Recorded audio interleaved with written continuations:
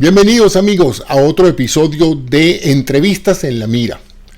En la tarde de hoy quiero presentarles a ustedes un par de venezolanos que han dedicado gran parte de su vida profesional a la evaluación del proceso migratorio venezolano en los últimos 20 años. Los venezolanos no somos precisamente un pueblo tradicionalmente emigrante. Sin embargo, por las razones ampliamente conocidas del deterioro de la situación venezolana, hemos tenido pues la bien llamada diáspora, mediante la cual millones de venezolanos han dejado el país para partir a otras tierras buscando mejores condiciones sociales, económicas y muchas veces siendo perseguidos políticos. Y quería entonces presentarles a las personalidades que he invitado para esta tarde. Son dos profesionales, la doctora María Montoya, abogado venezolano, doctora en Derecho Constitucional, especialista en migración, y por otra parte, el periodista Jefferson Díaz, un especialista en materias de temas migratorios, a quienes conocí hace poco en una sesión de Clubhouse y escuché sus planteamientos y me pareció interesante e importante que compartirlo con ustedes, ¿no? En ese sentido, pues, ese es el motivo de que estemos esta tarde aquí los tres juntos para hablar esencialmente de la experiencia migratoria. Yo quisiera empezar por Jefferson, que es el periodista, para que nos diera una visión general de cuál ha sido el progreso en términos de números y de características de esta diáspora venezolana en los últimos años. Buenas tardes, Jefferson, adelante. Buenas tardes, José. Bueno, muchas gracias por invitarnos a esta conversación, a Montoya y a mí, para hablar de un tema tan apasionante como es la migración.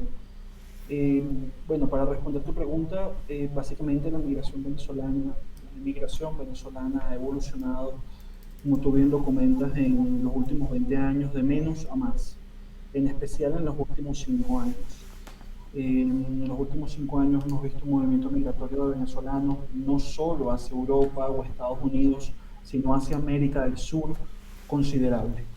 Hoy en día el 67% de los migrantes venezolanos en el mundo están repartidos en 4 países: Colombia, Perú, Chile y Ecuador. Después de estos 4 países, España es el quinto destino preferido por los venezolanos y después vienen los Estados Unidos. La mayoría de estas personas se ha ido a los países de América del Sur precisamente porque con los recursos que tienen no pueden pagar un boleto para Estados Unidos o España, y lo que hacen es que caminan. Salen desde la frontera con Colombia caminando, a veces entre 15 y 21 días, bueno, a diferentes ciudades de Colombia, a diferentes ciudades de aquí de Ecuador, a diferentes ciudades de Perú, y algunos caminan inclusive hasta Chile o Argentina. Es una situación bastante compleja. Se espera que para finales de este año el éxodo venezolano supere al éxodo sirio.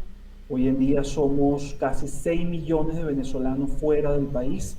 El éxodo sirio son 8 millones de sirios distribuidos entre Turquía y varios países de Europa, pero según consideraciones de las Naciones Unidas, si seguimos en este patrón numérico, para finales de 2021, principios de 2022, los venezolanos serán el movimiento migratorio más grande del mundo, llegando hasta los 9 millones de personas. ¿Hay alguna... Es un panorama complejo. ¿Hay alguna fragmentación o datos sobre qué tanto porcentaje de esos emigrantes son profesionales universitarios o la distribución entre mujeres y hombres o grupos de edades?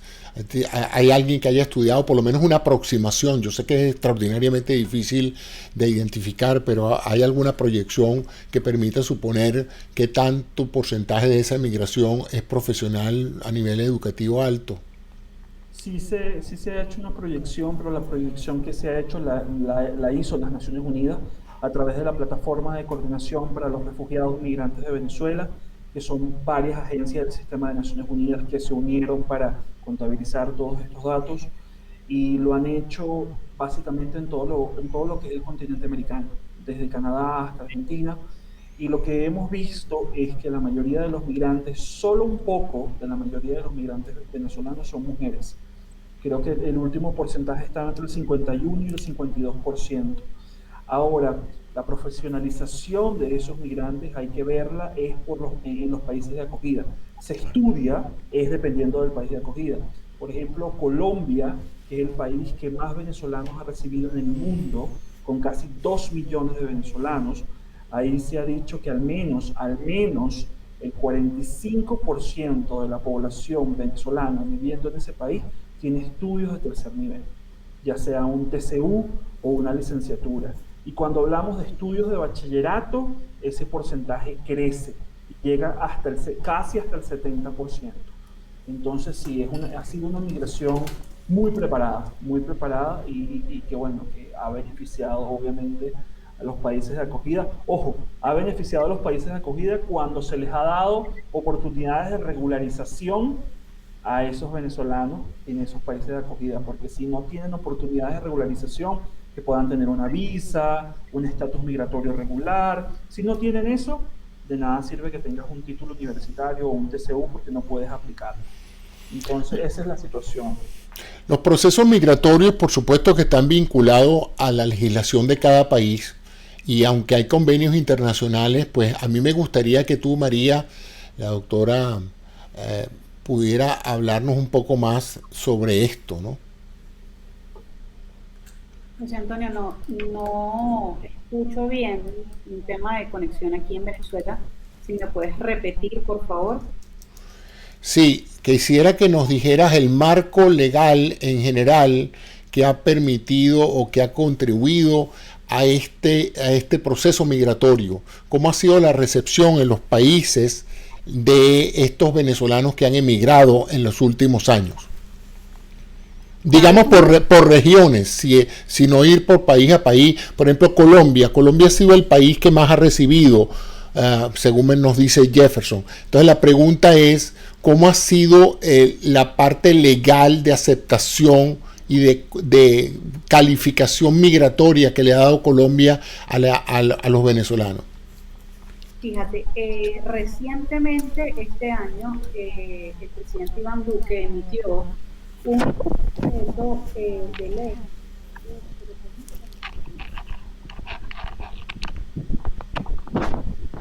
Es un estatus de protección temporal en vista de que Colombia es el país con mayor número de venezolanos acogidos dentro de su territorio.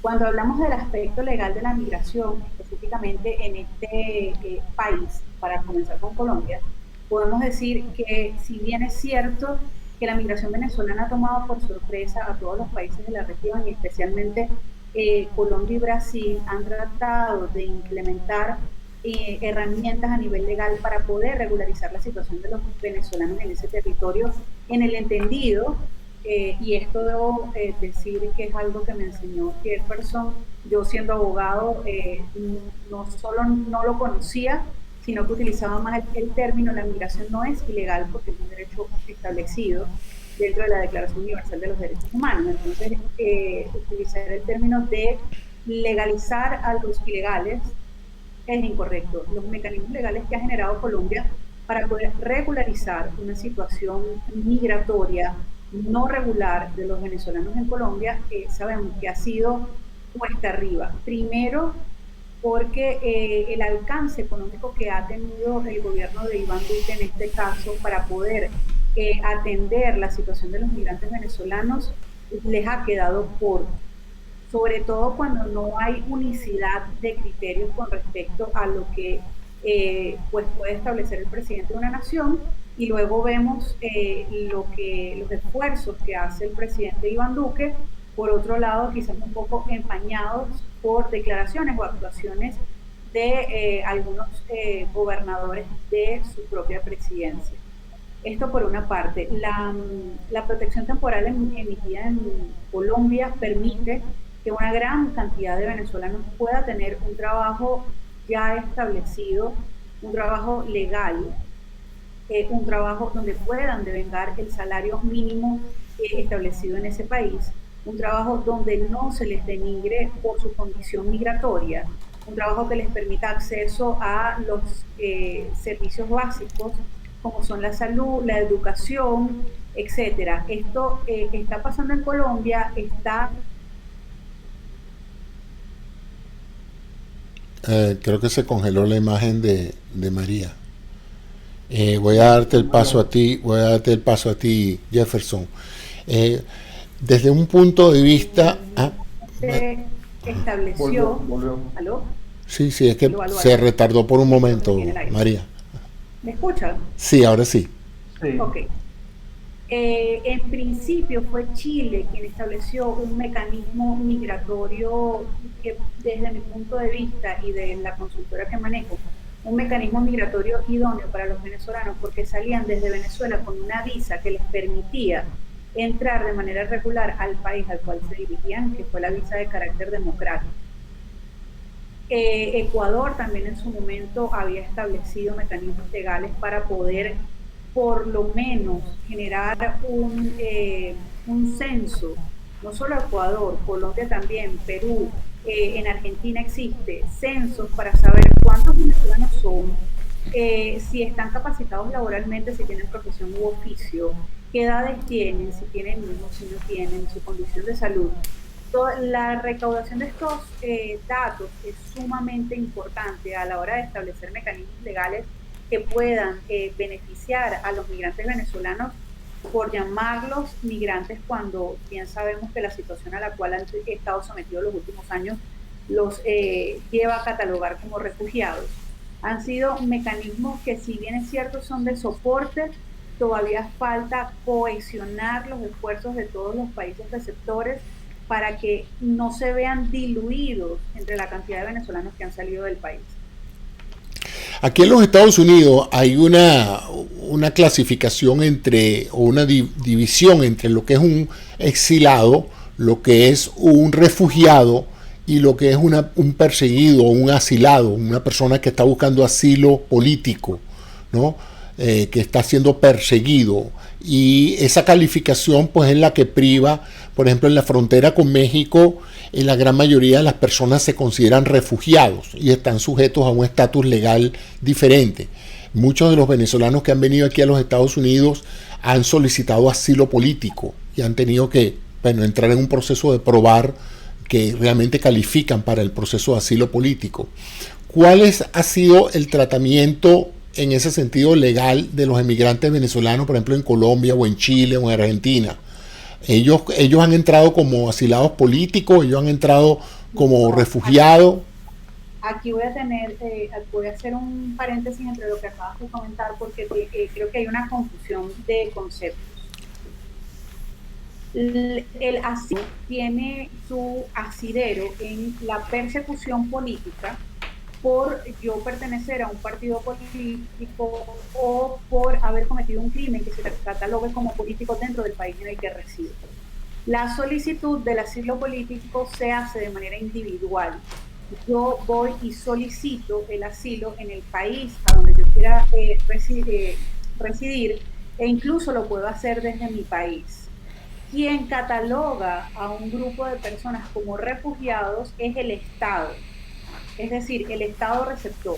Los venezolanos en este momento están catalogados como refugiados en los estados receptores, aún cuando no cumplen exactamente los extremos legales, porque en Venezuela no hay un conflicto armado, no hay guerra, no hay una guerra civil, no hay un cataclismo, no hay actividades en la naturaleza que corran riesgo o que puedan presentar un riesgo para los venezolanos, pero las circunstancias por las cuales los venezolanos han abandonado el país hace que los países receptores los cataloguen como refugiados. ¿Cuáles son esas características? El alto costo de la vida, la inseguridad, el no poder tener acceso a las medicinas, a los servicios básicos, a la salud, a no poder poseer, a poder tener acceso a un sueldo digno y un sueldo mínimo que permita cumplir con mis necesidades básicas. Son una serie de elementos que han llevado a catalogar a los migrantes venezolanos como refugiados. Todos los que salen del país son inmigrantes, no todos son refugiados. No todos son asilados políticos, no todos son cualquier categoría que pueda entrar dentro de esto. Lo que sí es cierto es que el último grupo que ha salido de Venezuela recientemente, desde 2018 hasta acá, ha sido catalogado como refugiados por las características que te di hace un minuto. Eso lo da el país receptor. Distinto en Estados Unidos, que yo, María Montoya, presentar una solicitud de asilo porque por mi trabajo estoy presentando situaciones que atentan contra mi seguridad personal, porque, qué sé yo, me han dejado notas, me rayaron el carro, perdí mi empleo porque participo en un partido político X, o porque abiertamente sigo una directriz política de un político X. Yo solicito el asilo político y yo soy quien debe presentar las pruebas ante migración de que efectivamente mi vida corre riesgo y por eso yo me voy de Venezuela. Distinto el caso de los refugiados, que no tienen que presentar una prueba más que ellos mismos cruzar, como comentó Jefferson, caminando a veces hasta 21 días consecutivos para llegar al sitio final donde pretendan estar. ¿Cuáles han sido las medidas que en algunos países se han implementado para legitimar las credenciales de las personas que migran? Porque uno de los problemas que tienen es que para conseguir empleo, aquellos que tienen títulos académicos, que tienen certificados profesionales, etcétera, se encuentran muchas veces sin los documentos originales del país de Venezuela. Entonces tienen el doble problema de no poder certificar sus destrezas. ¿Cuáles han sido los recursos que en diferentes países? Entiendo, por ejemplo, que si mal no estoy informado, que Argentina, por ejemplo, validó una cantidad de títulos de ingeniería a los ingenieros venezolanos. Por muchos años Sí. también se habló de un famoso acuerdo Andrés Bello, que permitía una equivalencia casi directa en ciertos grados académicos universitarios a lo largo de diferentes países de Latinoamérica. ¿Esto se cumplió con el caso de la migración venezolana? Todavía se sigue cumpliendo. Hay algunos países que, como acabas de comentar, Argentina es el mejor ejemplo, que admitió títulos universitarios de ingenieros y en algunos casos de venezolanos. Incluso Colombia, los títulos de médicos, ha tratado de tener algunas salvedades con respecto a la legalización o a la postilla, uy, me escucho, a la legalización o la postilla de los documentos.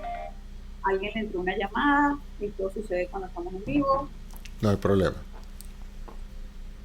Entonces, como te comentaba, Argentina fue uno de los países, como tú lo comentaste, que admitió para la legalización de los documentos universitarios en ese país. ¿Qué es lo que sucede? Todos los documentos emitidos en el territorio nacional, llámese Venezuela, Colombia, Argentina, Chile, etcétera, tienen vigencia en ese país y tienen valor en ese país.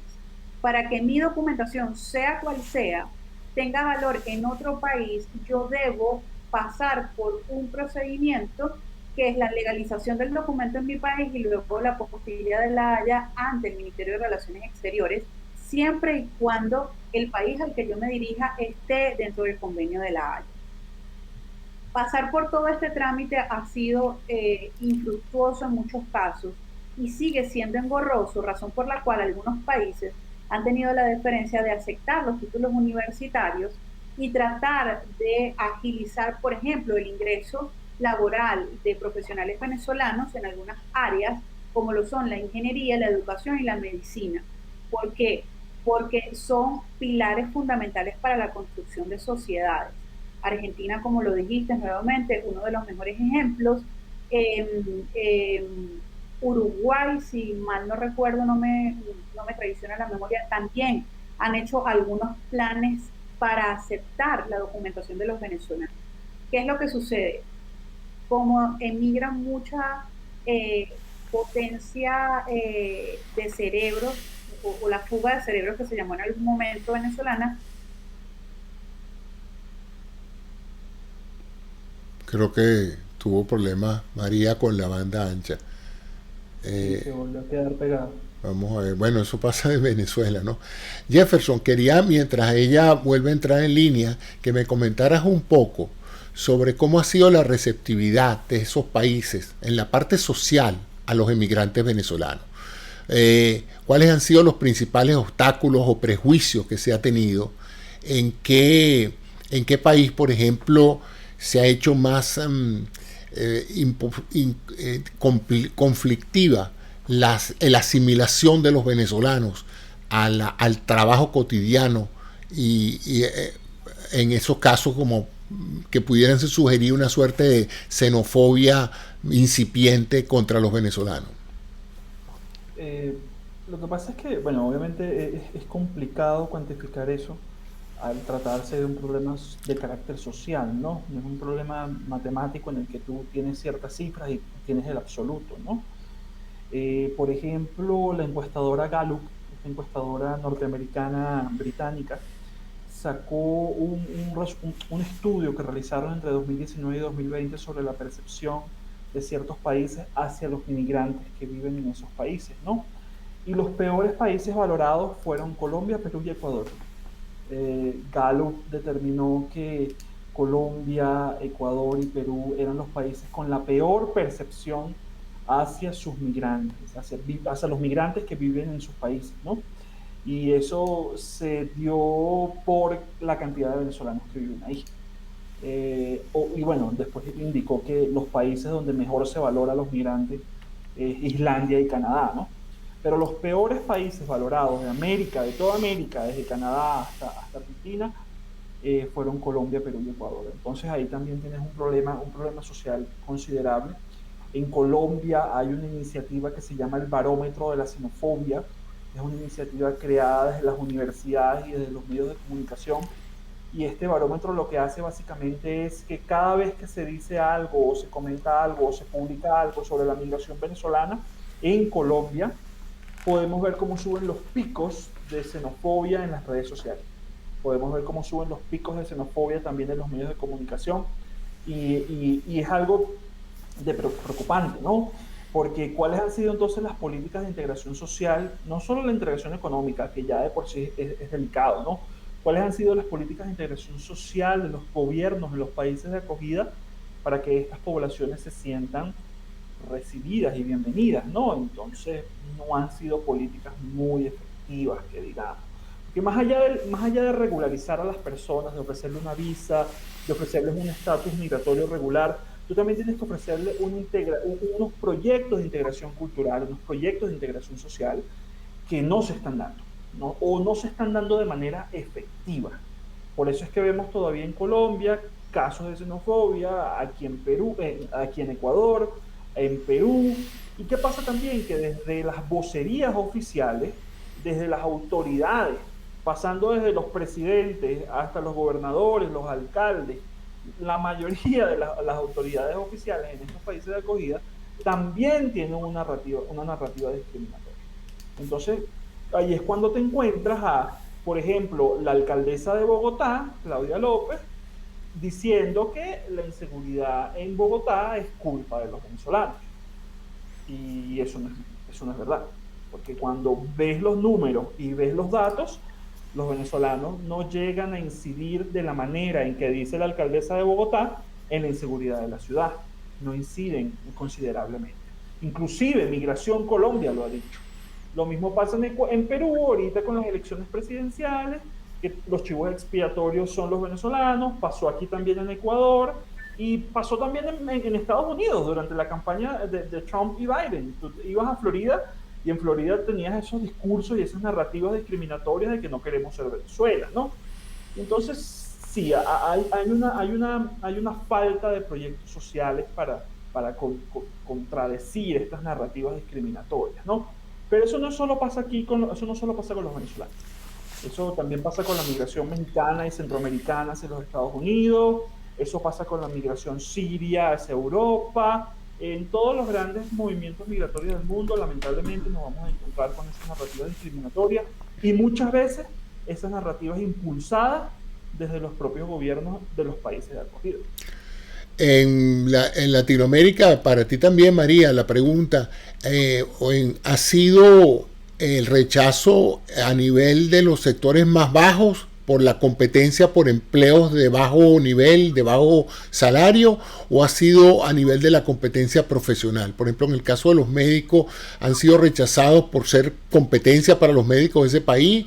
¿O el rechazo es más bien a nivel, por ejemplo, de trabajo de buhonero, de mesonero, de trabajos menores? ¿Dónde se ha producido más, digamos, por lo menos noticiosamente, más rechazo hacia la llegada de los venezolanos en búsqueda de trabajo? En todos los niveles, pero fíjate una cosa, mientras los venezolanos, la migración venezolana no es nueva, porque la migración venezolana está documentada desde el año 92, donde muchos profesionales tenían la oportunidad por elección o por que algunas empresas los captaban y se los llevaban. En ese momento el venezolano no era mal visto, incluso cuando el profesional venezolano se mudaba de país, cuando existía Cadivi o cuando íbamos de viaje con Cadivi, y éramos vistos como los reyes de Latinoamérica y Centroamérica con respecto al gasto. No habían estas situaciones tan diferenciadas con respecto a otros países de Latinoamérica y Centroamérica. ¿Qué sucede actualmente? Lo que más se nota, aparte de la xenofobia, es la porofobia, que es el miedo o el temor o el rechazo a los pobres. Esto te lo puede ratificar Jefferson. No importa si eres médico o si eres buhonero, lo que importa es que eres pobre. Y si además de ser pobre eres venezolano, eso ha exacerbado la situación de la xenofobia en los países de acogida. Hemos visto recientemente hechos de sucesos, que son hechos delictivos, pero son sucesos, y lo primero antes de describir el suceso es un venezolano tal cosa, robó, mató, etcétera. Cuando es un hecho noticioso de sucesos que puede ser publicado por cualquier medio de comunicación, pero en este caso le están dando una nacionalidad. Entonces allí incide, como decía Jefferson, los personeros del gobierno, de los gobiernos que tienen discursos ofensivos y xenofóbicos, inciden los medios de comunicación con un discurso o una narrativa discursiva xenofóbica cuando colocas un venezolano tal cosa, y en vez de que la noticia sea sucedió tal evento, tal día, en tal sitio, donde dos hombres, mujeres o lo que sea, o cualquier cosa que represente esta noticia. Creo que nos hemos visto en una situación aparatosa de los venezolanos, sobre todo con la globalización de la información, porque cuando la migración venía a Venezuela, cuando éramos nosotros los receptores, si bien es cierto que en Venezuela también existió la xenofobia hacia otros países y culturalmente lo manejábamos de otra forma, no se exponía ni al que era, ni al que se le acusaba de ser xenofóbico, ni la persona que recibía la xenofobia. Pero en este momento se ha masificado la información y estamos en el ojo del huracán, porque siempre el venezolano que se reporta es malo, es delincuente, es asesino, no importa la profesión que tenga. Olvidémonos ya de este punto, sino de la nacionalidad. Lamentablemente los medios de comunicación han vuelto tan amarillista la migración venezolana que a veces cuesta un poco en la población ver con objetividad quiénes somos como gentilicio. Entiendo. Tenemos cifras en Venezuela. Hay la hipótesis reciente que la he visto en un video de que los malandros y los delincuentes de Venezuela se fueron porque ya no tiene sentido el delito callejero, ¿no? Eso es real. Ha habido realmente un éxodo hacia otros países de la delincuencia callejera. Bueno, unos de los integrantes del Tren de Aragua estuvieron, Jefferson, corrígeme, no recuerdo si en Perú o en Ecuador, y allí estás exportando el criminal y seguramente los hechos delictivos. Sí, pero sí, hay un estudio reciente del Instituto de Migración, del Instituto de Políticas Migratorias, perdón, el MPI por sus siglas en inglés, que está en Washington, y ellos hicieron un estudio entre 2019 y 2020 con 3 países, Colombia, Chile y Perú, sobre cómo podía influir la migración venezolana en el tema de la inseguridad, y los números son muy bajos. Por ejemplo, en Colombia no llegaba ni al 1% la incidencia de la migración venezolana en la inseguridad. En Perú era inclusive más bajo, era el 0,78, algo así, y en Chile más bajo aún, era el 0,5, algo así. Entonces, cuando tú tratas estos temas migratorios, lo ideal para derrotar esas narrativas discriminatorias, sea por raza, sea por nacionalidad, sea por género, sea por lo que sea, es ver los datos y ver las cifras y los hechos comprobados. Una vez que tú tienes esos datos y analizas toda esa información, puedes entender cuál es la tendencia que se da con la migración y la inseguridad, ¿no? Y definitivamente ningún organismo serio de estadística te va a decir que la migración aumenta la inseguridad en los países de acogida. Ninguno, ninguno. Lo que pasa es que muchos gobiernos de los países de acogida aprovechan esta retórica de la migración para achacarle sus problemas. Entonces, Claro. por ejemplo, si la economía va mal, los migrantes tienen la culpa. Si la inseguridad va mal, los migrantes tienen la culpa. Si me quedé sin aire en uno de los cauchos de mi carro, los migrantes tienen la culpa. Entonces, para derrotar esas narrativas, lo ideal es saber los datos y los hechos comprobados. Y uno de los que mejor lo hace es precisamente el Instituto de Políticas Migratorias, que está en Estados Unidos, en Washington. ¿Cuál país de todos los que hemos mencionado se ha beneficiado más desde el punto de vista económico o de su capital humano de la migración venezolana? Colombia. Colombia. Definitivamente. En Claro. términos de inversión y de Sí, talento, sí, ¿no? sí. Colombia. No tengo los datos a la mano, pero el crecimiento económico, Colombia y Panamá.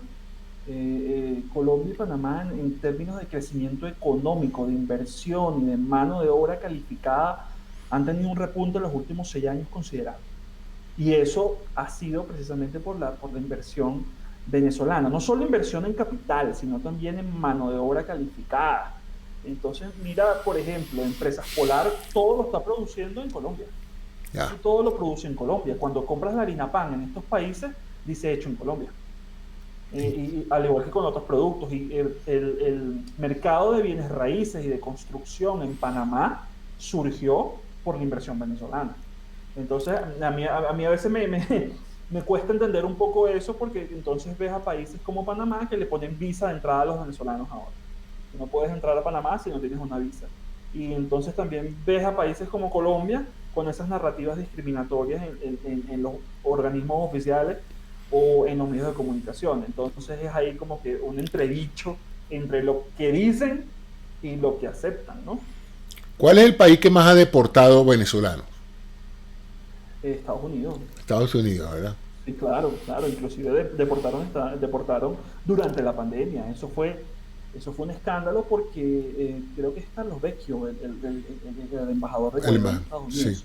Sí. Es Vecchio, ¿no? Sí. Vecchio inclusive emitió una nota de protesta al gobierno de Trump porque durante pandemia deportaron a venezolanos desde Estados Unidos.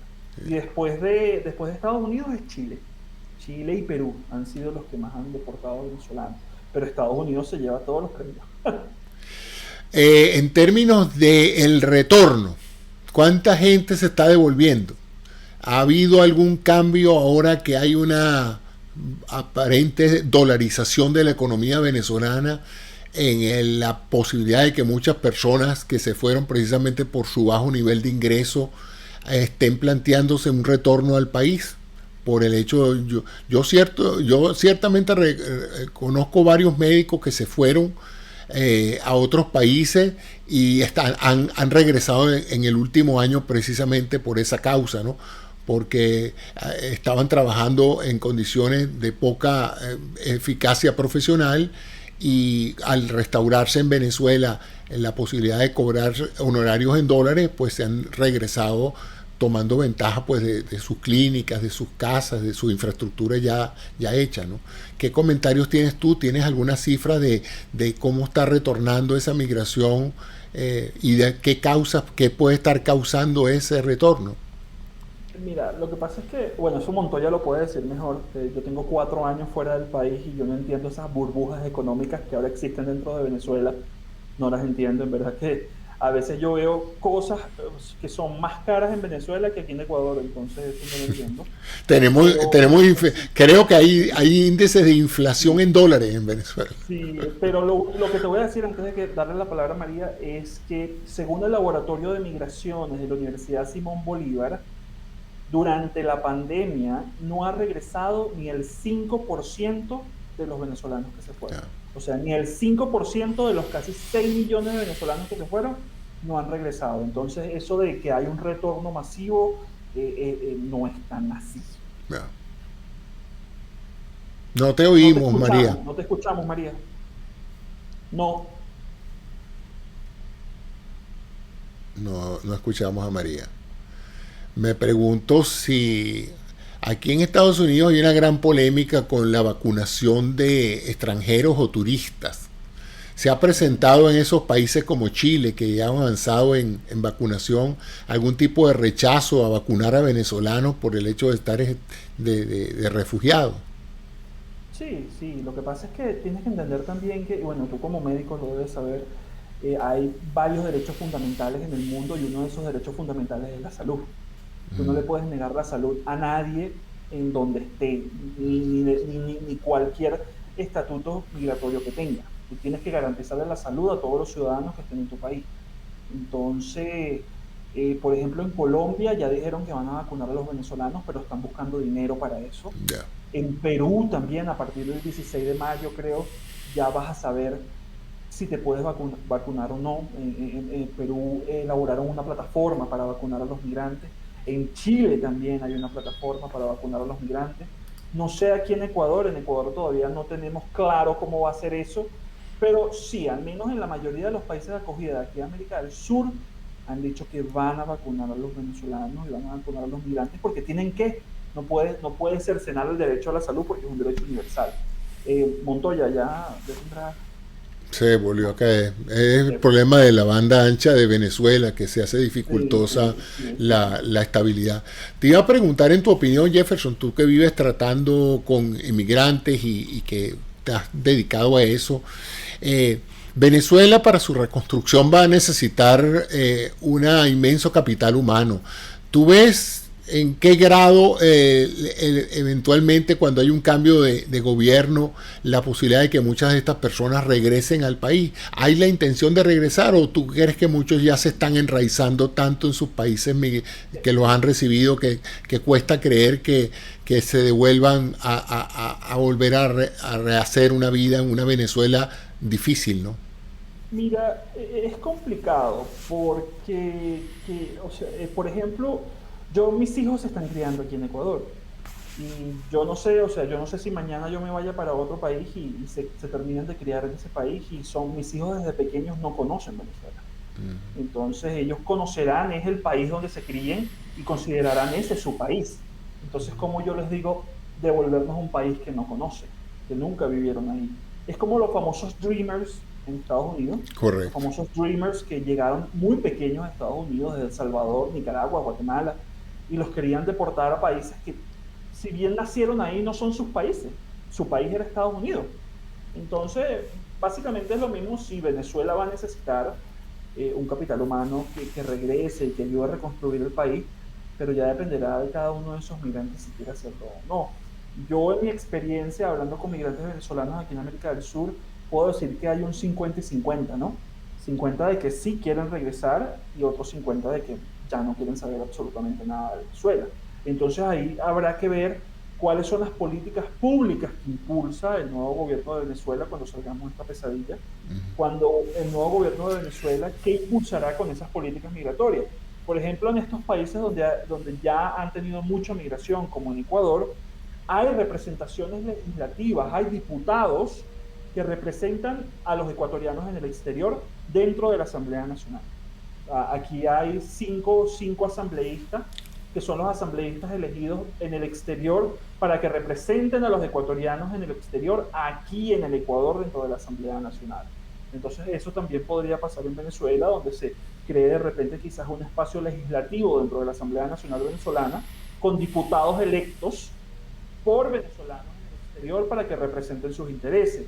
Y también hay que ver cuáles son los proyectos que presentará Venezuela para sus migrantes retornados.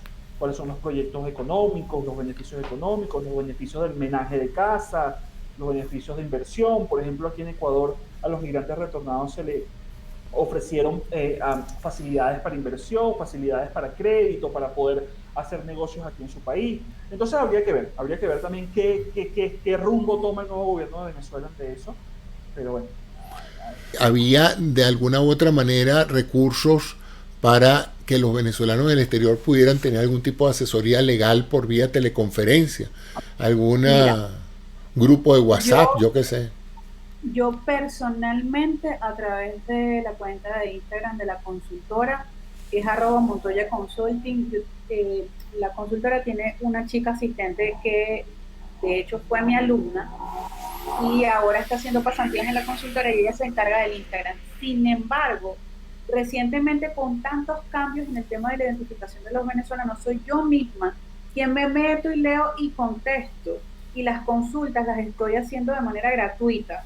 No estoy cobrando por esto porque sé que hay muchísimas personas ávidas de información y que hay una infoxicación globalizada, porque por aquí le dicen esto, por aquí le dicen esto, y necesitan tener la información centralizada por un solo canal. Nosotros normalmente estamos publicando información relacionada con la identificación de los venezolanos y la migración de los venezolanos. También hacemos, Jefferson y yo, con cierta frecuencia hacemos unos live donde conversamos estos temas, la gente pregunta en vivo, se le contesta en vivo.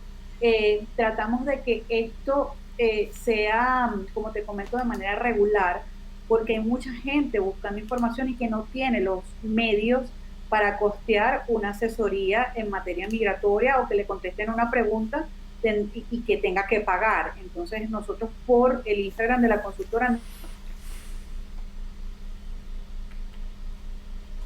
Creo que se congeló otra vez. Qué lástima. Bueno, quería entonces, déjame ver si espero que llegue para despedir el programa agradeciéndoles a ustedes estas informaciones que yo creo que son importantes para todos aquellos que viven hablando sobre la inmigración venezolana a través de mitos y fantasía, y es bueno que dos personas conocedoras del tema puedan un momento dado participar en esto informándonos sobre cuáles son los conflictos y los problemas que más agobian a los venezolanos en este proceso tan difícil que es rehacer su vida en otro país, ¿no? Ahí regresó. Sí, pero... ¿No puedes hablar? ¿Aló? Ahora sí puedes, ¿no? Ahora sí.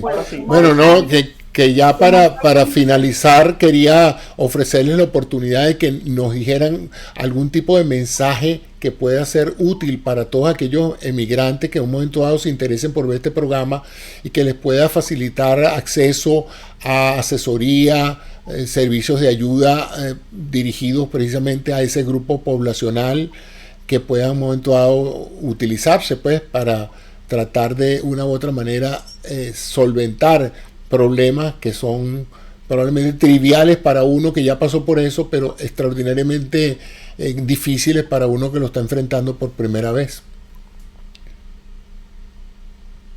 Yo recomiendo para saber sobre números y cifras, como te comenté antes de que hiciéramos este encuentro, que sigan a Jefferson Díaz en el Instagram, porque él es una máquina numérica. Él es un investigador nato y sobre todo el tema de la migración venezolana, para que sepan los números reales y sobre todo lo que está pasando en Ecuador. Sigan a Jefferson en su Instagram y en las redes sociales que tiene. Y a la consultora, que es Montoya Consulting en el Instagram, donde ofrecemos, como te comenté, este servicio gratuito de consultoría a los migrantes venezolanos, a los caminantes venezolanos sobre todo, y actualmente, esto es extraoficial, estoy ahora trabajando con una gente que está desarrollando una aplicación para hacer tracking de los caminantes, para saber por dónde van, cuáles son sus necesidades, cómo se les puede ayudar. Y esto, en lo que esté listo, vamos a estar publicándolo y vamos a estar colaborando. Todo esto es a título gratuito, justo por la necesidad que se presenta con los migrantes, los caminantes venezolanos. Siempre estamos a la orden para realizar este tipo de encuentros, para ofrecer información gratuita, para ayudar a aquellos venezolanos que se encuentran o se sienten desvalidos. Creo que en este momento lo que más podemos generar y que sea efectivo son círculos de apoyo. Y Jefferson, ¿todavía sigue la migración a pie hacia otros países? ¿Sigue pasando eso? Sí, claro, la migración no se detiene y en pandemia ha aumentado inclusive, a pesar de que se cierran las fronteras, porque lo que tenemos que entender es que las fronteras son porosas, toda frontera es porosa y es básicamente imposible tratar de controlarla al 100%, bueno, al menos que coloques un muro al estilo Corea del Norte, ¿no? Pero inclusive por esa frontera también escapa la gente, ¿no? Entonces, lo que tenemos que entender es que mientras las personas no tengan sus necesidades básicas garantizadas en los países donde sus países natales, ¿no? Van a seguir migrando. Y van a seguir migrando forzosamente, porque obviamente también no es lo mismo una persona que migra a otro país porque tiene una oportunidad de trabajo, porque tiene una oportunidad de estudio, a una persona que emigra de un país porque no tiene medicina, porque no tiene comida o porque su vida está en riesgo. Entonces, eso va a seguir pasando y eso va a seguir pasando mientras tengamos obviamente estos gobiernos, sea donde sea, que no garanticen los derechos básicos de sus ciudadanos, ¿no? Y yo creo que lo que tenemos que hacer para derrotar esas narrativas discriminatorias en torno a la migración es tratar de comprender los diferentes puntos de vista que hay en torno a ese tema, ¿no? No quedarnos con una sola versión o una sola voz del tema. Y eso lo digo como periodista y lo digo con total responsabilidad.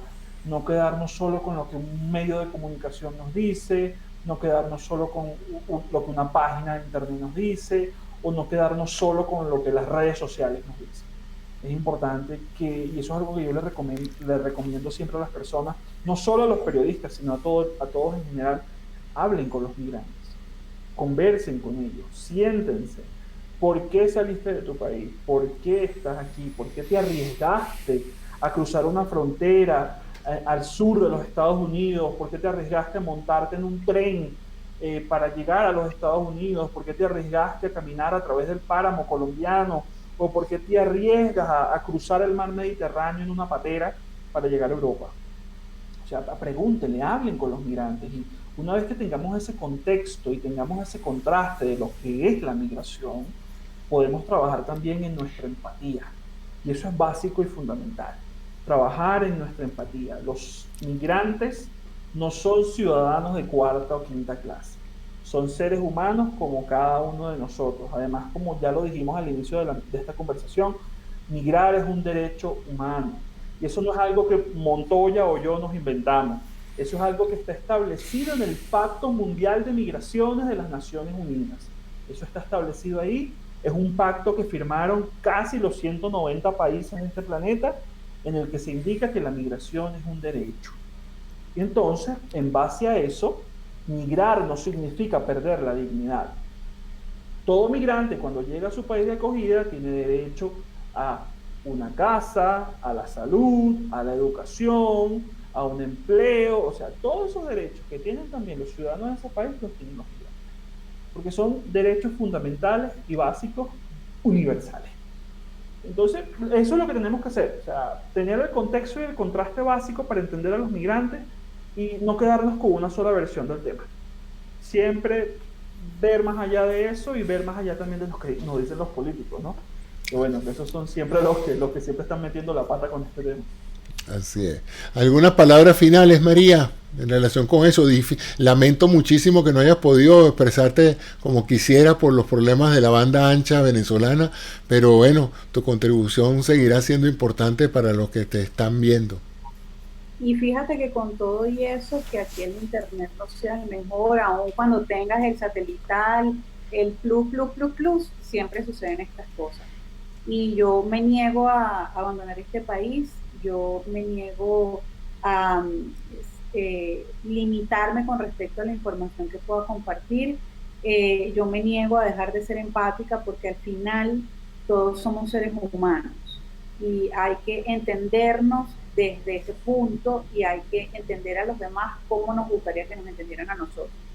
Así que cualquier creo que cualquier palabra de aliento en este momento puede incluso salvar vidas. Así que aquí estamos, no pierdan el aliento, no pierdan la dignidad, como comentó Jefferson, no pierdan su gentilicio y sigan siendo venezolanos.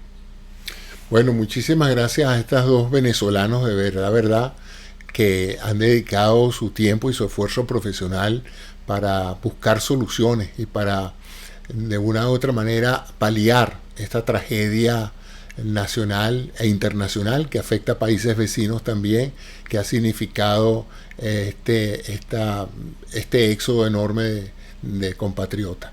Muchas gracias a ustedes por su atención. Espero que tengan el hábito de venir con frecuencia aquí a La Mira para que vean entrevistas como esta. Muchas gracias a ustedes y hasta un próximo episodio de Entrevistas en La Mira. Muchas gracias y buenas tardes. Muchas gracias, José. Hasta luego. Gracias a ustedes.